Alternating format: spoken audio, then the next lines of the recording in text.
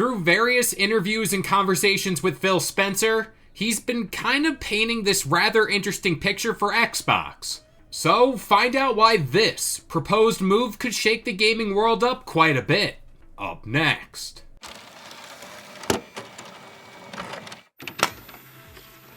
What's going on, guys? It's Kalo, and I'm here to give you the lowdown on all things gaming. And if you're new to Game Sandwich, feel free to subscribe to this channel for weekly video game news content. Drop a like on the video, and welcome to today's Game Bite. The future of Xbox as a whole has been the main topic of conversation as of this week. And as the days go on, it seems we're getting more of an idea of what this future could possibly bring. And we talked earlier this week about the hardware side of things, so you might want to go check out that Game Bite if you haven't already. But today's story, well, how does the Steam storefront on the Xbox console sound? Crazy times, my friends. Crazy times.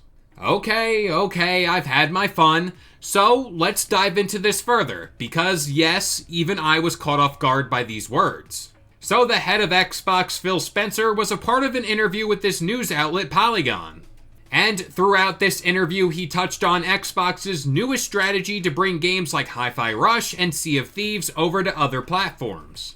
But as this interview went on, it turns out this might not be the only move Xbox has up its sleeve. Rather, they might be looking to bring competitors into the world of Xbox. So, in a nutshell, Phil Spencer is keen on this idea of bringing competitor storefronts to Xbox consoles. And more specifically, the Epic Games Store was the one that was name dropped in this interview. But this is where Phil Spencer's words started to allude to a bigger picture here, and how Xbox could be open to bringing PC's biggest storefront, being Steam, to Xbox platforms. Now, I gotta say, this has always been one of those really far out there scenarios that we'd only really dream about in gaming. But let's dive into what Phil Spencer actually said here and expand from there. Quote, "Consider our history as the Windows company. Nobody would blink twice if I said, hey, when you're using a PC, you get to decide the type of experience you have by picking where you buy your games. There's real value in that." Now, the more we hear about the future of Xbox, the more the Xbox console platform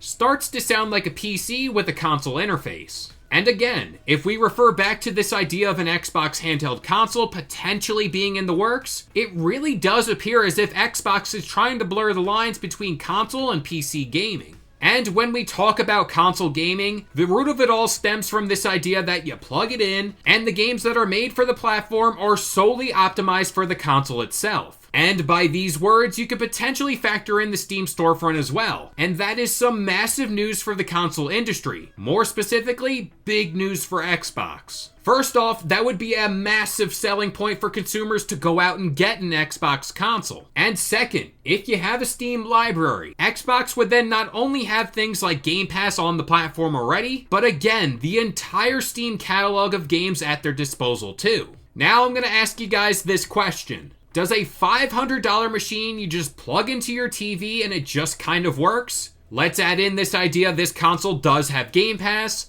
and you can play your entire Steam library. Does that sound appealing? Because to me, that sounds like the dream. And of course, we haven't touched on the fact that this proposed idea could help Valve in the end too. Let's not forget this idea that Xbox could take a cut in revenue for every Steam game sold on an Xbox. And I only bring this up because these are parts of the deal that would no doubt need to be worked out. But if the two sides do reach an agreement, this could change up the console industry as we know it. Now I wanted to save this little nugget for the end of the video because I just might be playing with fire here. And if you made it this far into the video, just know I appreciate you.